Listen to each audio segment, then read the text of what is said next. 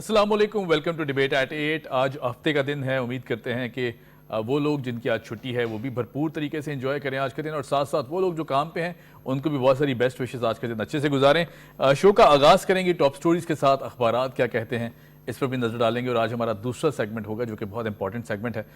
Pakistani team का जो future है वर्ल्ड कप में वो कहाँ स्टैंड करता है, आगे जा रहे हैं नहीं जा रहे। बज़ाहिर बहुत मुश्किल हो गई है सूरत हाल, क्योंकि न्यूजीलैंड ने जिस तरह की जीत हासिल की उसके बाद उनका रन रेट इस नहज पर पहुंच गया कि पाकिस्तान शायद अगर जीत भी जाता है इंग्लैंड से आज का मैच तो यकीनन बहुत मुश्किल हो जाएगी सूरत हाल। लेकिन बहरहाल बहुत बड़े मार्जिन से जीतना है, इसको भी डिस्कस करेंगे। प्राइम मिनिस्टर साहब का जो दौरा उज़्बेकिस्तान बहुत अहमियत का हामिल रहा। बहुत सारी बातें वहाँ की गई, बहुत से ऐसे जो स्टांस जो पाकिस्तान दुनिया को बताना चाहता था। वो ECO की सरबराही कॉन्फ्रेंस का इजलास था जिसको अटेंड किया PM साहब ने, और ऑनरेबल प्राइम मिनिस्टर साहब ने जो बातें की वो उसमें सबसे अहमियत की हामिल एक बात थी कि जिसमें कहा गया जी सरहदी और इक्तसादी राहदारियों पर जोर देने की ज़रूरत है। दीगर ममालिक से भी अपील की गई कि वो भी इस पर जोर दें, क्योंकि ज़ाहिर है अब दुनिया जो फाइनेंशियल क्राइसिस की तरफ बढ़ रही है उसे कंट्रोल करना बहुत ज़रूरी है, ख़ास तौर पर जो राहदारियाँ हैं, फिर उसके बाद जो इक्तसादी और मुआशी चैलेंजेस हैं उनसे निकलने के लिए बहुत मुफीद साबित हो सकती हैं। ECO का सरबराही इजलास था जी। इकनॉमिक जो प्लेटफॉर्म है, यकीनन हम देखते हैं कि वहाँ बहुत सारे मुल्कों के सरबराहान मौजूद थे। उन्होंने खिताब भी किया, ख़ास तौर पर प्राइम मिनिस्टर साहब की तरफ से जो इस्लामोफोबिया के हवाले से अपील की गई दीगर ममालिक से कि एक स्टांस एक मौक़िफ़ रखना चाहिए ताकि इसको भी हम जो है इस पर नज़रसानी की जा सके। दूसरी तरफ हम देखते हैं जी कि चूँकि पाकिस्तान में मौजूदा इलेक्शन की सूरत हाल है, अब वो आहिस्ता आहिस्ता हमें माहौल बनता दिखाई देता है। ख़ासतौर पर ECP की जानिब से जब डेट अनाउंस की गई उसके बाद हम देखते हैं कि अब एक फ़िज़ा कायम होने लगी है इलेक्शन की तरफ बढ़ने। तो क्या मौजूदा सिचुएशन होगी, सियासी इस्तेहकाम किस तरफ बढ़ रहा है, फिर जो मईशत है यकीनन बहुत अच्छे इंडिकेटर्स आ रहे हैं, बहुत पॉजिटिव इंडिकेटर्स हैं, इसको भी डिस्कस कर लेते हैं। हमारे साथ मौजूद हैं senior journalist, senior analyst Qazi Asif साहब। काजी साहब कैसे हैं? Welcome to the show. साथ साथ किसी तारुफ के मोहताज नहीं, इम्तियाज़ फरहान साहब हमारे साथ मौजूद हैं, सीनियर जर्नलिस्ट हैं, सीनियर एनालिस्ट। इम्तियाज़ साहब कैसे हैं आप? बहुत अल्लाह कह रहा हूँ। मैं काजी साहब आपसे स्टार्ट करता हूँ, फिर मैं इम्तियाज़ भाई की तरफ जाऊँगा। PM साहब का दौरा यकीनन बहुत अहमियत का हामिल है। हम देखते हैं कि जब भी कोई ऐसा प्लेटफॉर्म होता है कि जब हमारे जो सरबराहान हैं वो जाते हैं तो यकीनन बहुत अहम बातें की जाती हैं, जैसे इस्लामोफोबिया को डिस्कस किया गया, फिर उसके बाद जो फ़लस्तीन का इशू है उस पर भरपूर आवाज़ उठाई गई। फ़िरौन से भी तशबीह दी PM साहब ने कि जो फ़िरौनियत का मुज़ाहरा किया जा रहा है ख़ास तौर पर इसराइल की जानिब से फ़लस्तीन में, इसको भी आवाज़ उठाई गई। क्या कहेंगे इस हवाले से? इस मौके पे जब दुनिया में मुख्तलिफ मामला चल रहे हैं, मुआशी जैसे आपने बात की वो चल रही हैं, इस मौके पे ये जो कॉन्फ्रेंस हुई है उसमें पाकिस्तान की नुमाइंदगी वज़ीर आज़म पाकिस्तान ने जो की है जी, और जो बातें की हैं वो ज़ाहिर है पाकिस्तान के अवाम के अपने दिल की आवाज़ भी हैं, उमंगे उनकी ख्वाहिश भी है कि ऐसा हो। और इक़्तिसादी रायदारी की जो चीज़ें हैं, ज़ाहिर है मुआशी मसाइल हैं, उनको हल करने के लिए और जंगों के बजाय आप तजारत की तरफ होया जाए, या इख्तलाफात अपनी जगह पे, लेकिन इख्तलाफात होते हुए भी जो है वो मुआशी सरगर्मियाँ कायम रखी जा सकती हैं। और पाकिस्तान के जैसे मुल्क को भी तो ज़ाहिर है इस चीज़ की सख्त ज़रूरत है जब हम मुआशी एक मुश्किल सूरत से गुजर रहे हैं और उसकी हुकूमत कोशिश कर रही है कि उस मुश्किल सूरत से बाहर निकलें। तो उसके लिए IMF की सूरत हाल भी है, दूसरी चीज़ें भी हैं। ज़ाहिर जब तक एक्सपोर्ट ज़्यादा नहीं बढ़ेगा और जब तक दूसरी चीज़ें नहीं करेंगे तब तक इस सूरत हाल पर काबू पाना मुश्किल हो जाएगा। तो जैसे दूसरे ममालिक हैं उनके लिए अगर वो रास्ते खोलते हैं पाकिस्तान के अशिया का और एक्सपोर्ट बढ़ जाता है तो लामहला इसका फ़ायदा पाकिस्तान को, पाकिस्तान के अवाम को होगा और मुआशी मुश्किलात से बाहर निकलने का एक मौका भी आ जाएगा।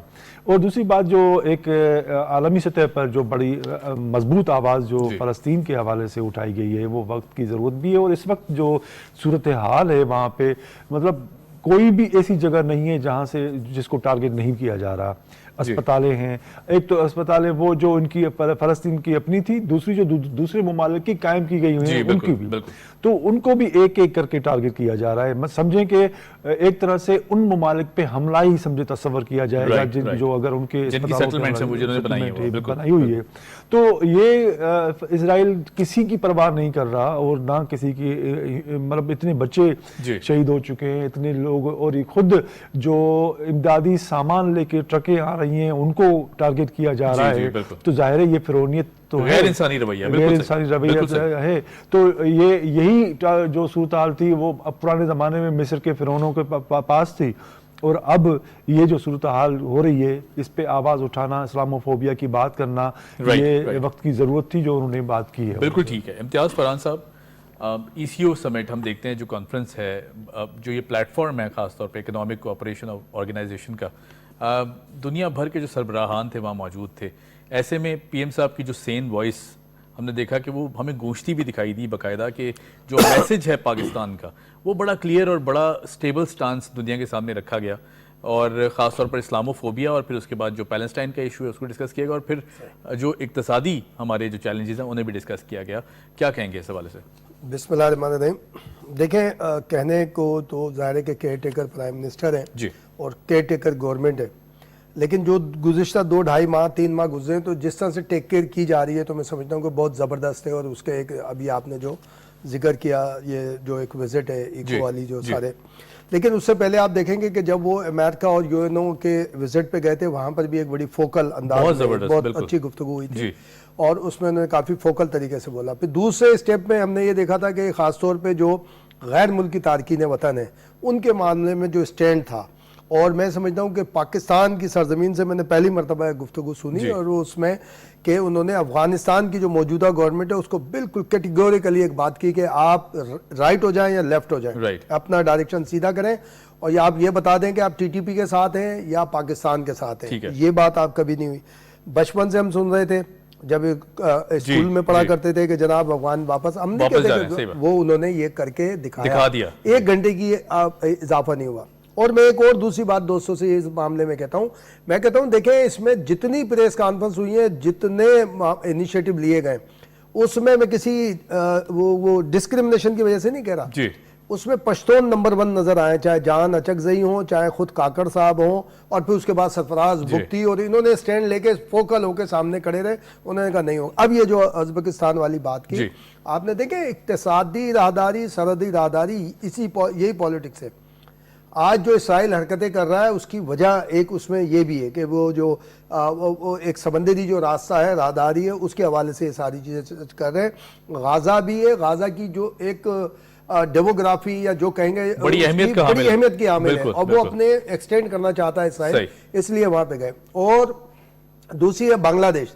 देखिए, बांग्लादेश ने एक इक्तिसादी राहदारी बनाई हुई है, जिसकी वजह से हिंदुस्तान बदतरीन इख्तलाफ रखने के बावजूद बांग्लादेश से दोस्ती रखने पे मजबूर है। उसकी वजह के ज़ाहिर है किस तरह बनना, और हम RCD हाईवे, हम तो पता नहीं कब से रखते हैं अपनी RCD हाईवे, वो फंक्शनल नहीं हो पा रही, उस तरह नहीं हो रही जिस तरह से हम होना चाहे। तो वजीर आजम ने वही अपना एक जो नुक्ता है, अहम नुक्ता, वो सामने उधर पेश किया, और बिल्कुल सही है। देखें ना, अगर बिलावल भुट्टो जब गए थे हिंदुस्तान में उस शिरकत के लिए, कई एक लोगों ने उसमें तनकीद की थी, मगर उन्होंने वहाँ बैठ के, बिलावल भुट्टो ने वहाँ के वजीर खारजा को भी जवाब दिया था, वजीर दाखिला को भी, और अपना एक रास्ता भी G20 वाला एक बनाया था। तो ये सारी चीजें, ये देखें विजन होता है। एक चीज बात होती है, जाहिर है कि दोस्तों के साथ बैठ के एडवाइजर्स ये बनाते, लेकिन उसको किस वक्त कब बोलना है और किस अंदाज में बोलना है, ये लीडर का काम होता है कि भाई जाहिर है कि एडवाइजर होंगे, उन्होंने बताया कि जी हमें ये करना चाहिए, मगर जिस अंदाज में बोलना है, आपने स्माइलिंग फेस के साथ बोलना है, आपने करेक्ट उसके साथ बोलना है, या थोड़ा ये सारी चीजें डिपेंड, बॉडी लैंग्वेज जिसे कहते हैं, डिप्लोमेटिक लैंग्वेज तो यही होती है कि आप चलकर कैसे गए, आपने हाथ किस तरह से मिलाया, आप कैसे खड़े हुए, आप ऐसे करके खड़े हुए, ये सारी एक वो होती है। हालांकि हमारे पाकिस्तान में तो डिबेट होती है जनाब, वो पर्चियों पे लिख के, डिप्लोमेसी में लिख कर ही बोला जाता है, देखकर बोला जाता है। जैसे स्पीच अभी 2 रोज पहले ये अफगानी इशू के ऊपर जब की, प्राइम मिनिस्टर ने लिखी हुई थी, क्योंकि इसमें बड़ा नपा तोल के बोला जाता है, ऐसे तो नहीं होता कि आप बोल दें उठा के आगे। तो एक अच्छी वो है, मैं समझता हूँ इसके रिजल्ट अभी हमें मिलना काफी सारे शुरू भी हुए हैं। भाई केयर टेकर का मतलब ये थोड़ी है कि पावर नहीं है या इख्तियार नहीं है, या आपके पास सिर्फ के जो एक जो हम डिबेट करते हैं, नहीं जी, इनका काम सिर्फ इलेक्शन करवाना है, इलेक्शन भी करवाना है, ही करवाना नहीं करवाना, जी भी करवाना है। आप ही के बिल्कुल आप उसमें तो एक अच्छी वो है, हमें तो साथ खड़ा होना चाहिए। इवन ये कि जो साबिक हुकूमतें भी गुजरी हैं, बाहैसियत हुकूमत हमने साथ दिया, तनकीद भी की उन लोगों पर, हमने ऐसा नहीं कि तनकीद जो बड़ी टका की, मगर जब हुकूमत का मामला आता था, डेजिग्नेशन का मामला आता था, तो हम सपोर्ट करते थे कि भाई सारी उसमें एक अच्छी बात हुई है।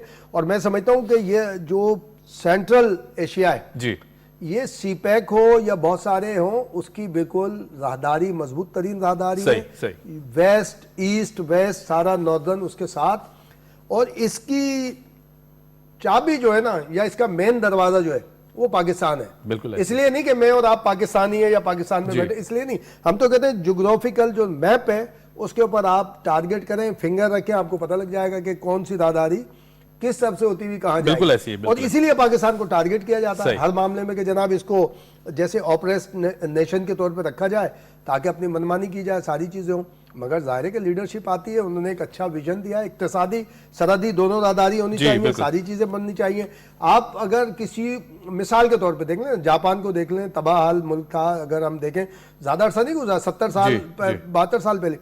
अब वो पूरी दुनिया से जंग कैसे लड़ रहा है, अपने इलेक्ट्रॉनिक से लड़ रहा है। चाइना आया, चाइना छा गया है, लेकिन ड्यूरेबल और जिसके ऊपर ट्रस्टेड है वो आज भी जापान को लोग यार भाई जापान खरीद लो एक मरतबा, बिल्कुल बस गए भाई उसमें सारे चल गए। तो अब हमें सबको मिलकर इक्तिसादी तौर पे करना है और लड़के नहीं, आप माशी तौर पे लड़े, माशी तौर पे आगे जाएं, जो भी चाहे करें।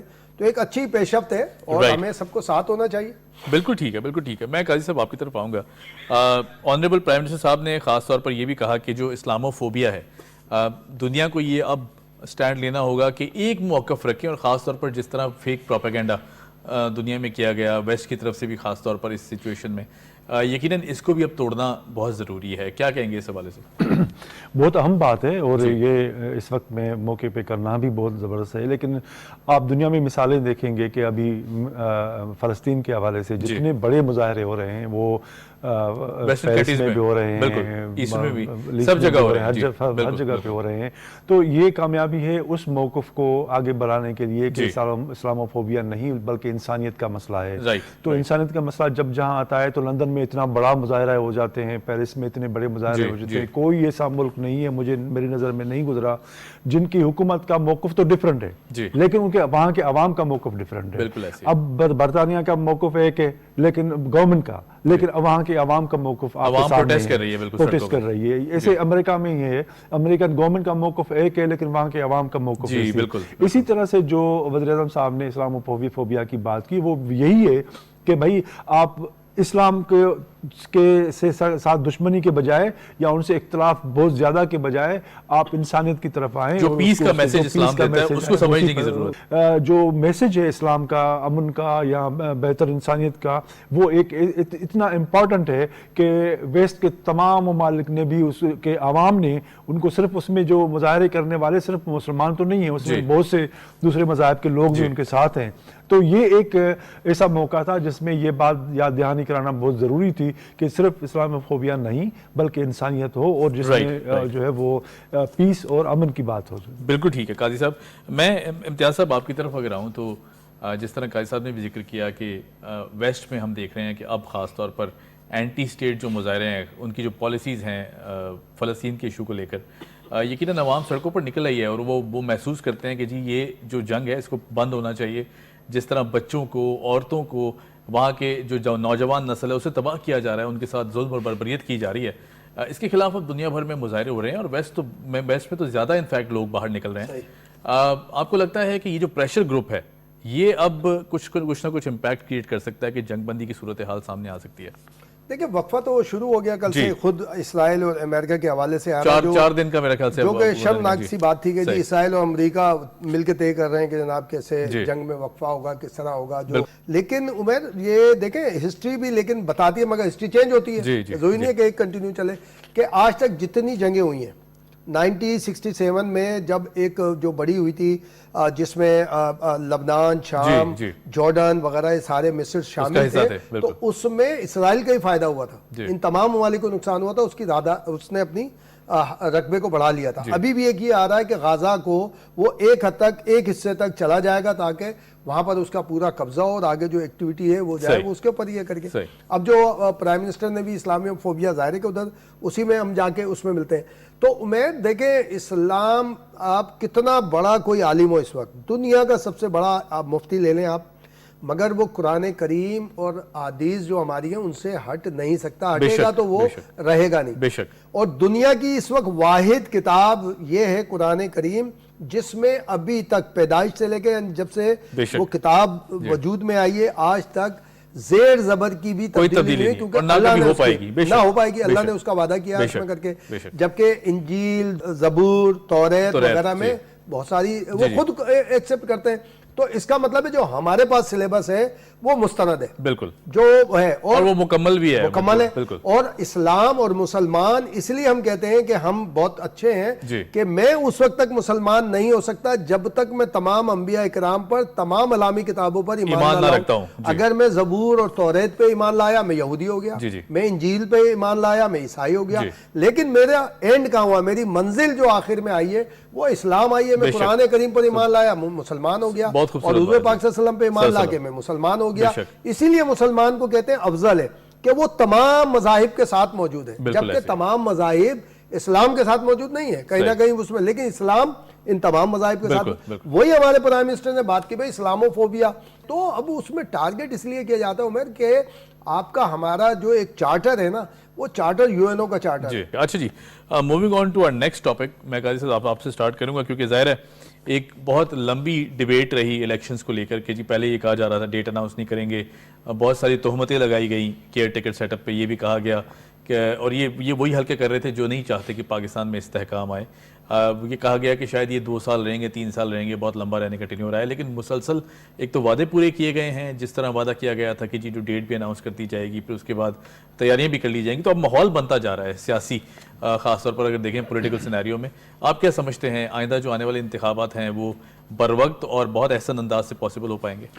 बिल्कुल मेरे साहब, कोई सबब ऐसा नहीं नज़र आता फ़िलहाल अभी के जिसमें कहें कि भाई इंतखाबात मुलतवी हो जाएंगे या इंतखाबात को पास पुश्त डाल दिया जाएगा। ये खिलाफ आइन होगा, और खिलाफ आइन तो मेरे ख्याल में अभी कोई इदारा ऐसा नहीं है जो खिलाफ आइन जा सके। और अभी जो माहौल बना है, जो एक तारीख आने के बाद, डेट आने के बाद कि भाई ये इलेक्शन फ़लाँ महीने में होंगे, तो अब पॉलिटिकल पार्टीज़ ने अपनी अपनी मुहिम शुरू कर दी है।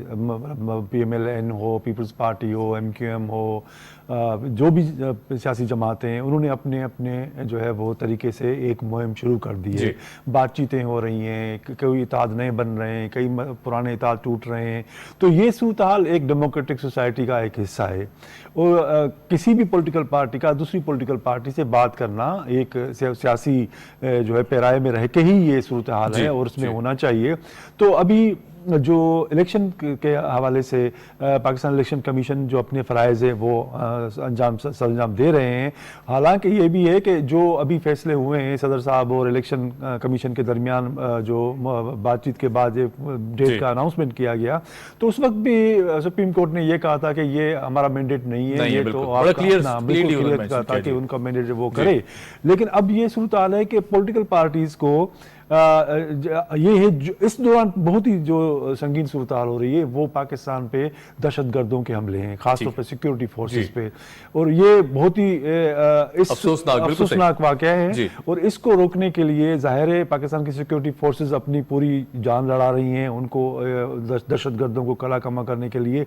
इसमें रहते हुए और अभी भी मुझे कोई ऐसी वजह नज़र नहीं आ रही, और हमें पुरुम्मीद है कि इतनी बड़ी शहादतें जो हो रही हैं तो उसको ये दहशतगर्दों को अपने कैफर किरदार तक पहुंचाया जाएगा, और वो ये कामयाब नहीं हो पाएंगे कि पाकिस्तान में जो है वो हालात जो है वो अफगानिस्तान जैसे बनाए जाए या ऐसे बनाए जाए जिसमें जो है डेमोक्रेटिक गवर्नमेंट का तस्वर ना हो। तो ऐसा नहीं है। पाकिस्तान की और बाकी मुल्कों से जो करीबी ममालिक है उनसे सिचुएशन डिफरेंट है। तो अब पॉलिटिकल पार्टीज ने जो एक मूव शुरू कर दी है वो आहिस्ता ही सही अब माहौल बनता नजर आ रहा है, इलेक्शंस का माहौल बनता नजर आ रहा है। बिलावल भुट्टो जरदारी साहब ने अनाउंसमेंट किया हुआ है कि वो निकल रहे हैं। उधर PML नून के पाकिस्तान मुस्लिम लीग नून की जो है ना वो सरगर्मियां शुरू हुई हैं। यहाँ पे MQM है, GDA वाले हैं, मुस्लिम लीग फंक्शनल है, वहाँ पे मुस्लिम लीग, बहुत से जो पॉलिटिकल पार्टी बड़ी पॉलिटिकल पार्टीज हैं वो इसमें मुतहरिक हो रही हैं, और ये बहुत अच्छी बात है। किसी भी जमहूरी मुआशरे के लिए सियासी सरगर्मी बहुत ज़रूरी है, और इस मुल्क के मसाइल का हल भी पार्लियामेंट और सियासी सरगर्मी और सियासी मूव से ही हो सकता है। जो भी मसाइल हैं, वो मुआशी मसाइल हों, जो वो सरहदी मसाइल हों, जो दूसरे मसाइल हैं, इवन जो अभी केयर टेकर गवर्नमेंट में जो फैसला ये गैर कानूनी तारकीन वतन का हुआ है, ये बहुत सीरियस मसला है। सिर्फ कराची शहर में 2 मिलियन मीन्स 20 लाख मतलब कि कितना बड़ा शहर हो गया, ये कम अज कम जो ये है। तो ये इतनी बड़ी तादाद अगर एक शहर में में रहिए तो यहाँ का इंफ्रास्ट्रक्चर इस्तेमाल कर रहे हैं, एजुकेशन हो, हेल्थ हो, पानी हो, हर चीज है।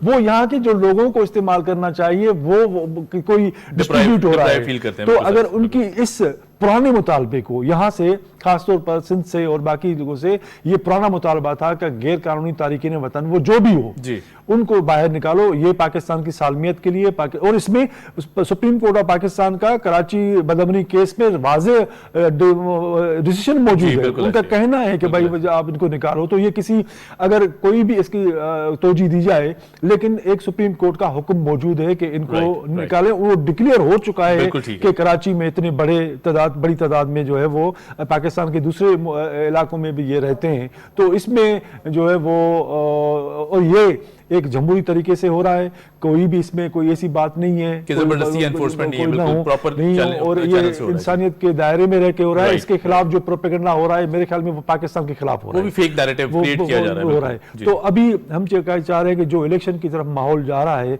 उसको मोड़ने के लिए जो भी कोशिशें होंगी पाकिस्तान के अवाम और पाकिस्तान के जो इदारे हैं उसको नाकाम बनाएंगे। बिल्कुल ठीक है, पॉइंट वेल टेकन काजी साहब। इम्तियाज साहब, जो सियासी इत्तेहाद अब हो रहे हैं, हमने देखा कि नून लीग की लीडरशिप आके मिलती है, MKM की लीडरशिप के साथ एक इत्तेहाद सामने आ जाता है आइंदा आने वाले इंतखाबात में। PTI की तरफ से भी आवाज़ें आ रही हैं कि जी 9 मई में जो लोग इन्वॉल्व थे उनको निकाल कर अगर हम PTI की कोई क़यादत है तो उससे बातचीत करने को तैयार हैं, ऐसा नून लीग की तरफ से भी कहा गया। फिर उसके बाद PTI की तरफ से भी आवाज़ें आ रही हैं कि पीपल्स पार्टी की तरफ देखा जा रहा है, कभी नून लीग की तरफ देखा जा रहा है। आपको नहीं लगता कहीं ना कहीं अगर ये इस तरह के इत्तेहाद भी सामने आते हैं तो इलेक्शंस के जो आने वाले इंतखाबात के जो रिजल्ट्स हैं उस पर भी बहुत ज़्यादा इंपैक्ट आ सकता है, खासतौर पर जो PTI की फॉलोशिप है? आपको लगता है कि कहीं ना कहीं नाराज़ भी होंगे अपनी पॉलिटिकल पार्टी से? देखें, अब अगर देखें आप PTI का एक डेलीगेशन जब मौलाना फजल रहमान साहब से मिला जाकर, भले उसकी वजह कोई भी बताई हो, कोई तो एक अच्छी चीज़ होती है ना, ये खुद उन्होंने ही ख़त्म किया था। उन्होंने यानी कि एक आइसोलेशन वाली पॉलिटिक्स शुरू की थी, वरना इसी तरह होता है। आप देखें ना कि आप नई चीज़ें हो रही हैं जो बधाई नज़र आ रही है कि जी PMLN की MQM से, JUI इनसे हो रही है, पीपल्स पार्टी की किसी से बातचीत हो रही है। सारी पॉलिटिकल रेसिपी यही है। इसी तरह से एक पॉलिटिक्स बनती है दुनिया भर में से। जब इससे आप हटते हैं तो आपका लॉस होता है, जो इससे चीज़ से हटता है सारी चीज़। और ये अब देखें ये माहौल इससे बन रहा है, सिर्फ इलेक्शन का माहौल नहीं बन रहा, आपका पॉलिटिकल डेमोक्रेटिक एक स्टेबिलिटी आ रही है, उसमें स्टेबिलिटी आ रही है, वो माहौल बन रहा है सारी चीज़ में। आप देखें कि IMF का डेलीगेशन आया, रहा, सब कुछ हुआ। अब जब ये डेलीगेशन पहले आया था और अब आया था, कितनी डिबेट में फर्क है, बहुत फर्क है, जमीन आसमान का फर्क है। इसलिए कि पॉलिटिकल स्टेबिलिटी थी, आपके साथ सारी मामला थे और इसलिए बेहतर आगे गए। अब नवाज शरीफ ने भी जैसे ऐलान किया हुआ कि जनाब वो हर एक से मिलेंगे, इवन ये कि उन्होंने कहा PTI से भी बातचीत करेंगे, चौधरी शुजात से भी मामला चल रहे हैं और ये इसमें कोई हर्ज नहीं है। देखें ये सारी चीज़ें चलती हैं। अगर एक होती है पॉपुलैरिटी, मैं मिसाल के तौर पे कहूँ कि जी मैं बहुत पॉपुलर हूँ, एक तो ये हो गया मेरा रियल कि जो मुझे फॉलो करेगा।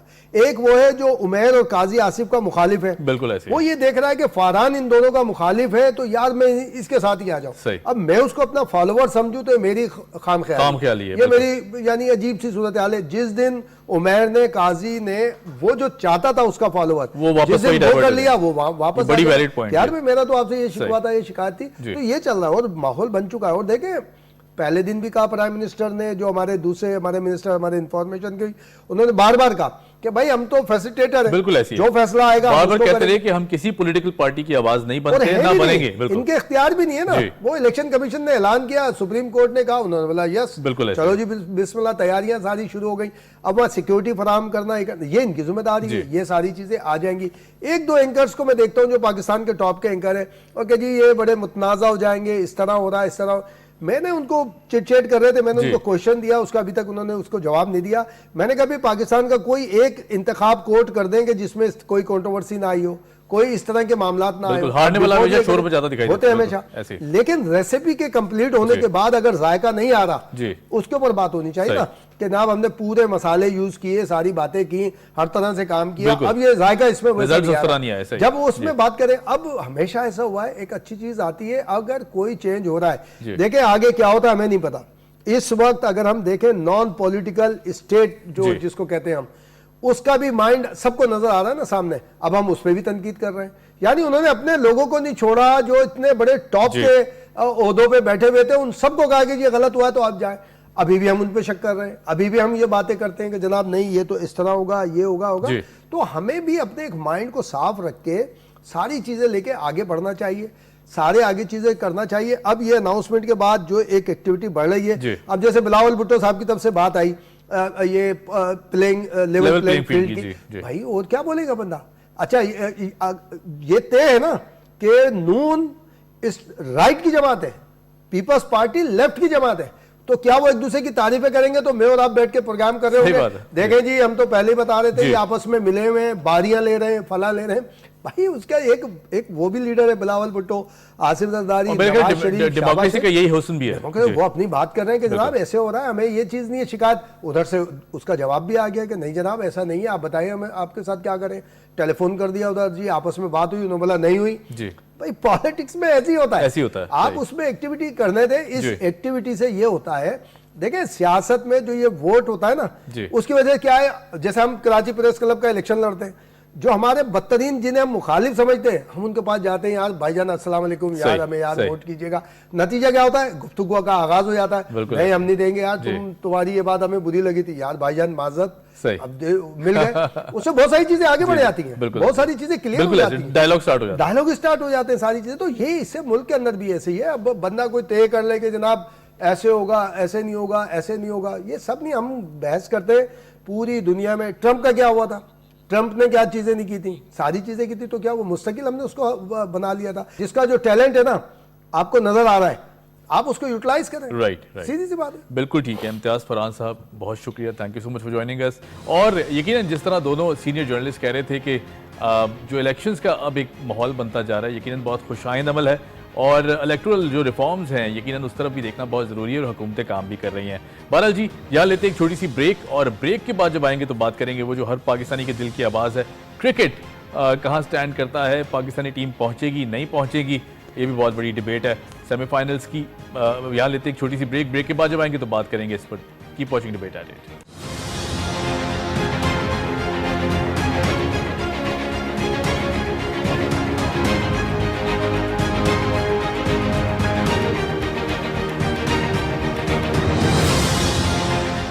Welcome back after the break. एक बहुत बड़ा इशू इस वक्त जो डिस्कस किया जा रहा है सोशल मीडिया पर भी, खास तौर पर घरों में भी हम देखते हैं आजकल यही डिबेट चल रही है, और ख़ास तौर पे आज उस डिबेट के जवाब जो हैं वो सबको मिल जाएंगे, क्योंकि आज एक बहुत बड़ा मैच होने जा रहा है पाकिस्तान का। आखिरी पूल मैच है पाकिस्तान की जानिब से ये, जो कि इंग्लैंड के खिलाफ खेला जाएगा, और कुछ ही देर में हम देखेंगे कि वो जो डिबेट्स और डिस्कशंस थी वो बहुत तूल पकड़ती दिखाई देती हैं, क्योंकि पाकिस्तान ये सोचा जा रहा है, समझा जा रहा है कि क्या पाकिस्तान के पास अब भी कोई चांस है कि वो सेमीफाइनल में पहुंच सके, क्योंकि न्यूजीलैंड वाले मैच पर नजरें थी, लेकिन न्यूजीलैंड ने बहुत अच्छा खेल किया, आउट क्लास किया, और जिस तरह मैच जीता है उनका जो रन रेट है वो भी अब ठीक ठाक ऊपर जा चुका है। तो क्या पाकिस्तान आज का मैच जीत कर सेमीफाइनल में जा पाएगा या नहीं जा पाएगा? मेरे ख्याल जो हरीफ है वो थोड़ी परफॉर्मेंस अच्छी नहीं है उसकी इंग्लैंड की, लेकिन बहरहाल देखना यह है कि हमारे जो बैट्समैन आज किस तरह परफॉर्म करते हैं। ये एक बहुत लंबी डिबेट है जी, इसको डिस्कस कर लेते हैं। हमारे साथ मौजूद हैं अली हसन साहब, सीनियर स्पोर्ट्स जर्नलिस्ट हैं। अली कैसे हैं आप? जी अल्लाह का शुक्र, सब खैरियत। अली, क्या सबसे पहले तो सवाल यही बनता है, हर शख्स जो है वो एक्सपर्ट से यही पूछ रहा है कि जी क्या हम पहुंच सकते हैं, क्या चांसेस हैं? उम्मीद तो बहरहाल ऐसी चीज़ है कि जो आखिरी बॉल तक जिंदा रहती है, कि हो सकता है कोई अल्लाह का करिश्मा हो जाए या अल्लाह पाक की तरफ से कोई गैबी मदद आ जाए, और मदद आई भी। हमने देखा कि जिस तरह पाकिस्तान परफॉर्म कर रहा था उसके बाद जो माहौल बनता गया बाकी टीम्स की परफॉर्मेंस की, अगर टेबल की बात करें तो पाकिस्तान के चांसेस कुछ रोशन ज़रूर हुए थे, लेकिन न्यूजीलैंड के मैच के बाद अब कहाँ स्टैंड करते हैं हम? देखिए, सबसे पहले तो यही बात करेंगे, जिस तरह की डिबेट चल रही है, पूरी दुनिया की तवज्जो है पाकिस्तान में मरकूज़ थी कि किस तरह की हमारी परफॉर्मेंस की अप एंड डाउन होता रहा। फिर इसके बाद जिस तरह से फ़खर का कमबैक हुआ वर्सेस न्यूजीलैंड, और जो जिस तरह की उन्होंने इनिंग्स खेली, तो लग गया कि वाकई में अब जो हमारे चांसेस बनते चले आ रहे हैं। अनफॉर्चुनेटली वही हुआ जिसका अफसोस है कि हम आगे जाने के लिए जो है अब इतने हर्डल्स हमारे रास्ते में आएंगे, हर चीज़ अब इम्पॉसिबल बनती जा रही है। इफ्स एंड बट्स पे बहुत ज़्यादा रिलाय करना शुरू कर दिया था। फिर वो एक वर्ड आया था, कुदरत का निज़ाम होता है, ये हो जाए वो हो जाए, तो अब ऐसा कुछ भी नहीं है। सिनेरियो बड़ा टफ हो चुका है दोनों कंडीशंस में। देखिए, आज के मैच में अगर पाकिस्तान पहले टॉस जीत कर बैटिंग करता है तो ऑलमोस्ट 300 बनाते हैं, हम एज्यूम कर लेते हैं, तो फिर हमें जो है कम से कम यानी कि 13 रन पे जो है आउट करना पड़ेगा इंग्लैंड को, जो इम्पॉसिबल नहीं है, बिल्कुल सॉरी पॉसिबल नहीं है। राइट। और दूसरी कंडीशन में अगर इंग्लैंड पहले बैटिंग करता है तो हमें उनको जो है कम से कम बिल्कुल समझ लें 150 नहीं तो 50 में आउट करें, जो भी टारगेट बनता है वो फिर हमें 3 ओवर के अंदर जो है क्रॉस करना पड़ेगा। ये भी एक लिहाज से पॉसिबल नहीं है। तो दोनों कंडीशन में हमारे लिए रास्ते बंद होते हुए दिखाई देते हैं। अब कैलकाटा का वेदर भी ऐसा नहीं है जिसमें हम कहें कि बारिश हो जाए तो बहुत मुश्किल है, डिफिकल्ट होती जा रही है। तो अब हमारे लिए है ये कि बस वापसी का सफर की जा रहे बढ़ते जा रहे हैं। अब वापस आए, फिर अब वर्ल्ड T20 2024 में होना है अमेरिका में और अपना क्या नाम है वेस्ट इंडीज़ में, उसकी तैयारी पे फोकस करें, जो मिस्टेक्स हुए हैं उस पर फोकस करें। जो अब जो है बिल्कुल चांस नहीं है, मान लेते चले फ़खर जमान जो है परफॉर्म कर भी लेता है, बाकी क्या करेंगे, टारगेट जो बनेगा उसके लिए भी आपको भी इंग्लैंड को जल्दी आउट भी तो करना पड़ेगा। सही, ये सब अच्छा, इसमें एक पॉसिबिलिटी जो सोशल मीडिया पे डिस्कस की जा रही थी वो ये था कि अगर, क्योंकि हाई स्कोरिंग पिचेस हैं इंडिया की, अगर बात करें हमने देखा कि 400 अचीव करना कोई मुश्किल बज़ाहिर टास्क नहीं दिखाई देता, अगर 400, 420, 450 बनाने में कामयाब हो भी जाती है पाकिस्तान टीम पहले बैटिंग करते वक्त, तो आपको लगता है कहीं ना कहीं कोई बफर मार्जिन निकल सकता है कि पाकिस्तानी टीम अचीव कर सकती है इंग्लैंड को, अगर, क्योंकि ज़ाहिर उनकी बैटिंग परफॉर्मेंस हम देख रहे हैं कि इतनी अच्छी नहीं है मौजूदा सिचुएशन में। लेकिन हम ये चीज़ को मैं नज़रअंदाज नहीं करना, जिस अंदाज से लास्ट मैच में उन्होंने लास्ट मैच खेला, बिल्कुल उन्हें पता था हम तो हार चुके हैं, सही, अब हमें पाने के लिए कुछ बचा ही नहीं है, क्यों ना हम अच्छा परफॉर्म करें। तो उनके बैन स्टोक ने एट दी एंड पे किया, इस तरह से उनकी परफॉर्मेंस रही, वोक्स ने साथ दिया उनके, तो अभी कुछ भी कर सकते हैं। मैं नहीं मानता कि इंग्लैंड जो हमें इजी टास्क देगा इस मैच में, ठीक है, क्योंकि वो ही चाहेंगे एंड हमारा भी, हम भी कुछ अच्छा क्लोज करके जाएं, क्योंकि उनके बाद उनका क्या होगा इंग्लैंड में जाके ये तो नहीं पता। चैंपियंस ट्रॉफी भी आ रही है, बिल्कुल बड़े इवेंट्स आ रहे हैं, टॉप 7 में तो क्वालिफाई करना ही है। पाकिस्तान तो वैसे ही इसका होस्ट है जो अभी तक कहा जा रहा है 2025 का, तो हम तो क्वालिफाई कर ही गए, 7 टीम्स में वो भी शामिल हो जाएंगे। इसके बाद जो है आयरलैंड है, जिम्बाब्वे और वेस्ट इंडीज़ को फिर आगे ट्रायल में जाना पड़ेगा कि वो क्या करते हैं, लेकिन मेरे निगाह से अभी पॉसिबिलिटी नहीं है। फ्लैट विकेट्स हैं, रन ज़्यादा है, लेकिन बात वही है कम से कम में उनको आउट करना। तो मुझे नहीं लगता कि बिल्कुल लोवेस्ट स्कोर पे जो है इंग्लैंड को आउट करके वो वर्ल्ड रिकॉर्ड पे अपना नाम इंदराज करा लेगी कि हमने ये परफॉर्मेंस दी है। अच्छा, मैं आउट ऑफ ब्लू एनी एक डिबेट, बहुत मज़ाहिया डिबेट भी कह लें, बड़ी लाइटर नोट पे जो हमारे लोग हैं वो ये भी डिस्कस कर रहे हैं कि कहीं ना कहीं इंग्लैंड भी चाह रहा है कि पाकिस्तान जो है वो, क्योंकि उनको तो पता है कि हमारा सफ़र ख़त्म हो गया है, हम वापस जा रहे हैं, लेकिन वो चाह रहे हैं कि पाकिस्तान जो है वो जाके इंडिया को टफ टाइम दे और अच्छा एक सेमीफाइनल्स की जो दौड़ है वो दिखाई दे। तो कोई ऐसा तासुर भी हो सकता है, और अगर ये सोचना समझना खैर मुझे पता है प्रैक्टिकली पॉसिबल नहीं है, क्योंकि कोई भी टीम ये नहीं चाहती कि उनका जो परफॉर्मेंस है वो नीचे आए, लेकिन क्या इसकी भी कोई चांसेस हैं मौजूद? ठीक है, मीम्स तो बहुत बन रही है, सोशल मीडिया भरा पड़ा हुआ है, हद तक ऐसी तस्वीरें भी बनाई जा रही हैं कि एक बस खड़ी हुई इसमें रोहित शर्मा और वर्दियां भी हमारे प्लेयर्स को या इंग्लैंड के प्लेयर्स को वर्दियां भी पाकिस्तान की पहनाई जा रही है। कल श्रीलंका के खिलाफ भी पहना दी गई थी, बाबर सबको बना दी गई थी, वो तो मजाक तो चल ही रहा, लेकिन अभी जो तस्वीर देख रहा था मैं वही बैठा हुआ कि बस में रोहित शर्मा ड्राइव कर रहे हैं और बाहर जो खड़े हुए हैं वो खड़े हुए केन विलियमसन के भाई मेरी बारी आ गई, अब मैं अंदर आ रहा हूँ, इनको अलविदा कह दिए उनके सामान के साथ बस स्टैंड पे। तो मैं आप अपना पैट कमिंस हो गया, बबूमा हो गया, हम सारे बस में सवार होते हैं, तो ऐसा तो नहीं लग सकता। लेकिन कब तक हम दुआओं पे चलेंगे? हम हमेशा कंपैरिजन करते हैं पास से कि अभी पास में ये हुआ था, 2019 में ये था, 2009 में ये था, 2015 में ये था, 2013 में ये था, ये चीज़ों से हमें निकलना पड़ेगा। ठीक है, बाकी टीमें भी खेलने आती हैं। श्रीलंका ने परफॉर्म नहीं किया, बोर्ड में तब्दील करके अर्जुना रानटुंगा जो फॉर्मर कैप्टन थे 1996 वर्ल्ड कप की चैंपियन टीम के, उनको बना दिया गया। ठीक है, हमारे यहाँ क्या हो रहा है सबके सामने, एट बीच में क्या होता है, एक केस आता है, उसके बाद आपके चीफ सेलेक्टर हटा दिए जाते हैं, कैप्टन के हवाले से कुछ न्यूज़ चलती हैं, तो वर्ल्ड कप के दरमियान में क्यों आए? देख, इम्पैक्ट खिलाड़ियों में पड़ता है। हम ये समझते हैं कि खिलाड़ी वर्ल्ड कप में है तो वो चीज़ों को देख नहीं रहोगे, जाहिर सी बात है सबकी मैनेजमेंट मोरल डाउन होता है, मोरल डाउन, तो बताती है कि यार ये खबर तुम्हारे खिलाफ चल रही है, तुमने खामोश रहना है, लेकिन वो बोलते हैं यार मैं बैठा हूँ इंडिया में, क्या इंडियन मीडिया करी। मुझे फोन बाज़ दफ़ा है कि यार ये केस बाबर के बारे चल रहा है कि रिटर्न वो अगर आता है तो कि उसको सैक कर देंगे। मैंने कहा नहीं, अभी ऐसा कुछ भी नहीं है, क्योंकि ऑस्ट्रेलिया की सीरीज भी आ रही है, फौरन करेंगे तो टीम का मोरल फौरन गिरता चला जाएगा। टॉप ऑर्डर बैट्समैन है दुनिया भर के, लेकिन अब तो चेंज होते गए, लेकिन इनकी परफॉर्मेंस को इतनी खास नहीं थी। लास्ट मैच में भी देखा उन्हें सेफ साइड लेके फखर को दिया था कि आपने सिर्फ एग्रेसिव खेलना, बस आप छक्के मारते रहे, मैं एक्साइटेड। लेकिन बाबर ने अपने वीक पॉइंट्स भी शो कर दिए जो सामने हाईलाइट हो चुके हैं। अब जो है बेहतर यही है, वापस आए, परफॉर्मेंस की तैयारी करें, ऑस्ट्रेलिया में टेस्ट में परफॉर्म करने, लेकिन उसके बाद 2024 को मार्क करना पड़ेगा। अब कुछ प्लेयर्स हैं बिग बैश लीग से भी मुआहदा कर लिए, वो वहाँ जाएंगे, ऑस्ट्रेलियन कंडीशंस होंगी, अच्छी बात है, वहाँ परफॉर्म करते हैं। लेकिन वर्ल्ड कप में क्या हुआ ये सब सबके सामने। कैचेस की बात करते हैं कि कैचेस विन मैचेस के लिहाज से बात होती है, हमने कैचेस बहुत ड्रॉप किए। उनका हमारे कोच है आफ्ताब खान, उन्हें भी फील्डिंग कोच वाले ने बोल एक्सेप्ट किया कि हमारी उस मेयार की फील्डिंग नहीं थी जो होनी चाहिए, लेकिन कैचेस तो दीगर टीमों ने भी छोड़े थे, तो वो क्यों नहीं हारते इस वजह से, या उनकी परफॉर्मेंस क्यों नहीं इम्पैक्ट पड़ा? क्योंकि वो लोग होमवर्क करते हैं। हम क्या करते हैं, हमारी स्टोरीज टीवी पे चल रही होती, आज बिरयानी हैदराबाद बहुत ज्यादा खा ली, हमारे मेन्यू में बिरयानी क्यों नहीं है, हम शॉपिंग करने चले गए, हम अपना माइंड को रिलैक्स करने के लिए गोल्फ खेल रहे हैं, भाई ये सब साइड में चलता रहता है, लेकिन जब टास्क आपको दिया है वो तो अचीव करें आप, जिसमें अच्छा, अधूरे रह गए। अच्छा अली, मैं जब अगर बॉलिंग परफॉर्मेंस की बात करूं तो हमने देखा कि बॉलिंग बहुत ज़्यादा स्ट्रगल करती दिखाई दी है एज़ कम्पेयर टू बाकी टीम्स। उनको स्विंग भी मिल रहा है, स्पिन भी मिल रही है। हमारे बॉलर्स जो है, जो कि दुनिया की टॉप ऑर्डर कहा जाता है जी बॉलिंग लाइनअप है, क्यों उस तरह परफॉर्म नहीं कर पाए? क्या वजूहात थी? फिर उसके बाद जिनसे सबसे ज़्यादा उम्मीदें थी, शाहीन शाह अफरीदी, वो भी उसको कोई खास परफॉर्मेंस नहीं दे पाए। क्या वजूहात थी इसके पीछे? देखिए शाहीन भी जो है ना, ऐसा मुझे लग रहा है कि वो इंजरी हल्के से कैरी किए हुए। हाँ, मुझे भी लग रहा है परफॉर्मेंस जो है फुली फिट नहीं है। बिल्कुल नंबर 1 तो अभी बॉलर बन गए थे, लेकिन फौरन से भी चीज छीन के सिराज के पास चली गई। इंडिया के बॉलर परफॉर्मेंस दी उन्होंने भी।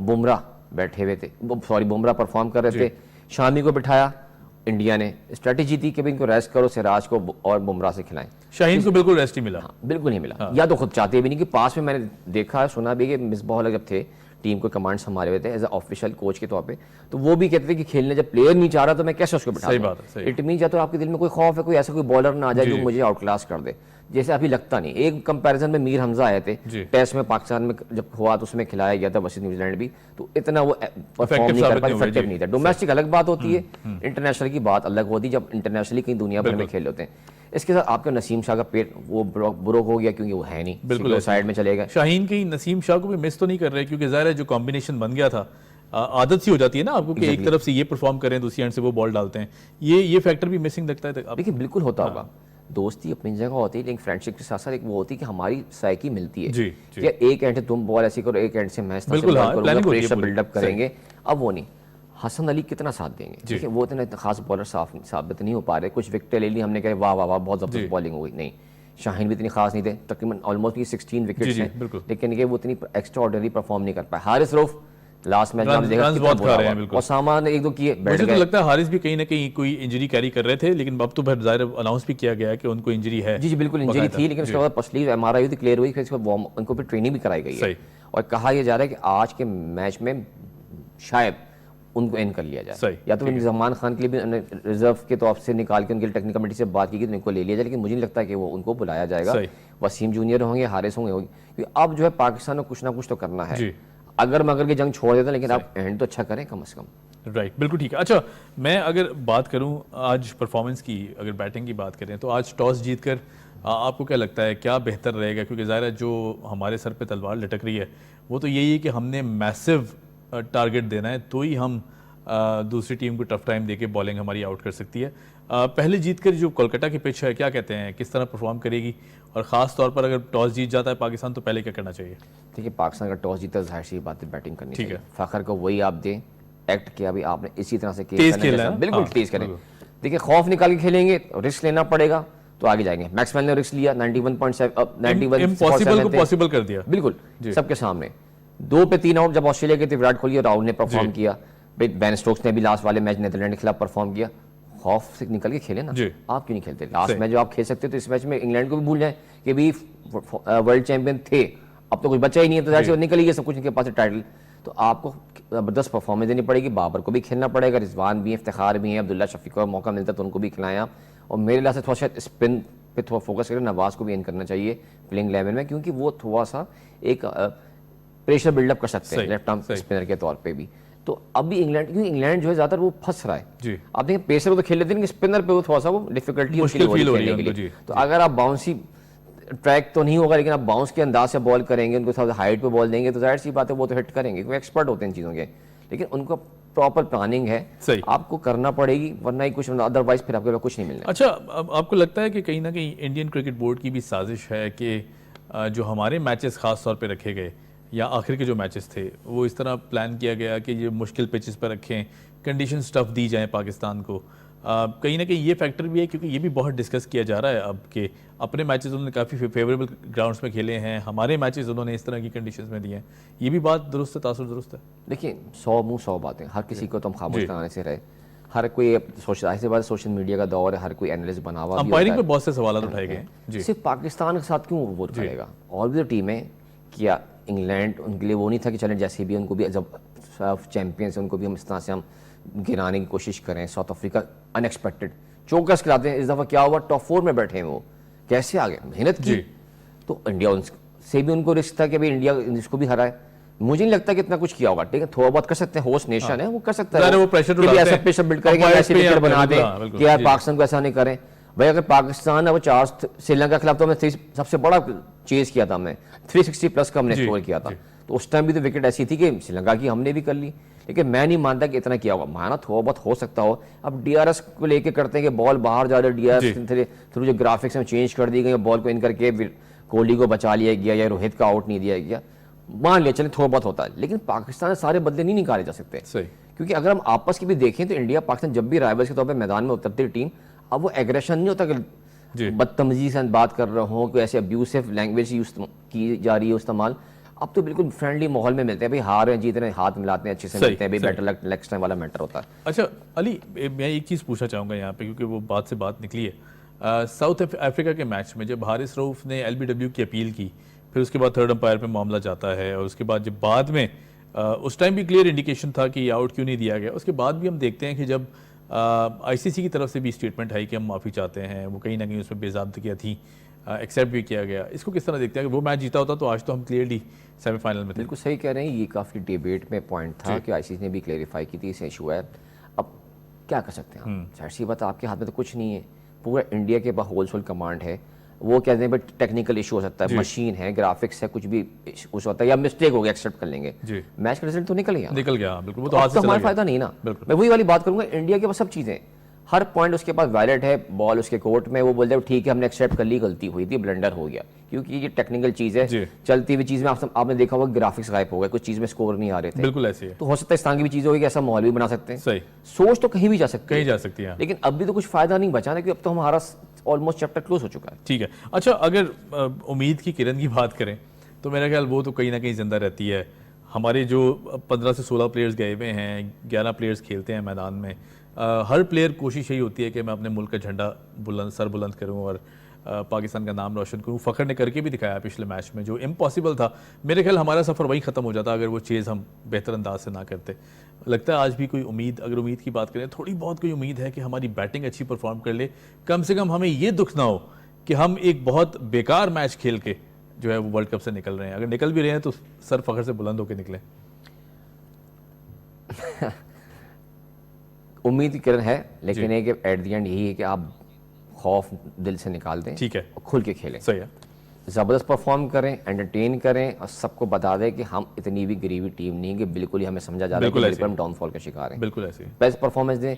इंग्लैंड अभी भी प्रेशर में है, देखिए दोनों के पास अब कुछ है नहीं, खोने को कुछ नहीं है। तो बेस्ट परफॉर्मेंस ये है कि आप सबको दे दें नेचुरल गेम खेलने के लिए, कि यार आप बेस्ट परफॉर्मेंस दो, सामने कौन है भूल जाओ, क्योंकि अब हमें फिनिश जो है ना बेस्ट करना है, तभी जाके ये हो सकता है कि एटलीस्ट हम टॉप 5 में तो आए। पूरा अगर हम ट्रैक रिकॉर्ड देखें तो हम इतना बुरा नहीं थे, मिस्टेक्स हुई, लेकिन फिर भी हमारा टॉप 5 में इसी तरह घसीट कर भी टीम को ले जाना भी बड़ी अचीवमेंट है कैप्टन। सही है। मेरे ख्याल रन रेट भी थोड़ा अगर तेज़ खेला जाता पिछले मैचेस में तो हम न्यूजीलैंड के आसपास ही खड़े हुए थे, और शायद हमें एज हासिल हो जाता कि अगर हम तेज़ क्रिकेट खेलते तो कहीं ना कहीं हम आगे होते। ये भी एक डिबेट बनती है। देखिए बिल्कुल सही कहा आपने, हर टीम जो है ना प्लानिंग बन करती है। आपने देखा होगा बीच में जब ये वाटर ब्रेक जब होती है तो उनके ऑफिशियल साथ बताते हैं, समटाइम डीएल का भी मेथड केन को भी बता रहे हैं, फलां को भी देखो इस तरह से करोगे तो ये चीज़ हो सकती है। हमारे तो ऐसा दिखता नहीं है कि हम कुछ प्लानिंग करते आते, हर दफ़ा कोई ना कोई आता है, मिकी आर्थर बैठ जाएंगे या किसी और को भेज देंगे, यार आप बताओ। अभी तो मॉर्निंग मॉकिल भी तो हमारे बॉलिंग कोच थे, उन्होंने क्यों नहीं बताया कि हमसे ब्लंडर्स हम क्यों नहीं कवर कर पा रहे। बिल्कुल ठीक। प्लानिंग मेन चीज होती है, स्ट्रेटेजी प्लान होता है, इंप्लीमेंट करेंगे रिजल्ट मिलेगा, अदरवाइज फिर क्या होता है सबके सामने होता है। Right Ali, thank you so much for joining us. Ali Hasan senior sports journalist हमारे साथ मौजूद थे। उम्मीदें बहुत कम है, लेकिन हमें उम्मीद जिंदा रखनी है, चांसेस पर गौर नहीं करना, अल्लाह पाक कुछ भी कर सकते हैं। और मेरे ख्याल से आज का जो मैच है, अगर अल्लाह की मर्जी शामिल हाल रही तो वो भी बहुत अच्छे अंदाज से जीतेंगे। फिर जो रिजल्ट्स हैं, अगर हम जाते हैं नहीं जाते, मेरे ख्याल से वो बात की डिबेट है। On that note ji, we wish team green all the best for today's match, और उम्मीद करते हैं कि आज जीत के हम ये मैच की दुनिया को दिखा देंगे कि यकीनन हम गिर के भी संभलना जानते हैं। बहरहाल जी, हमें दीजिए इजाज़त, आपसे मुलाकात होगी कल। Keep watching debate at 8।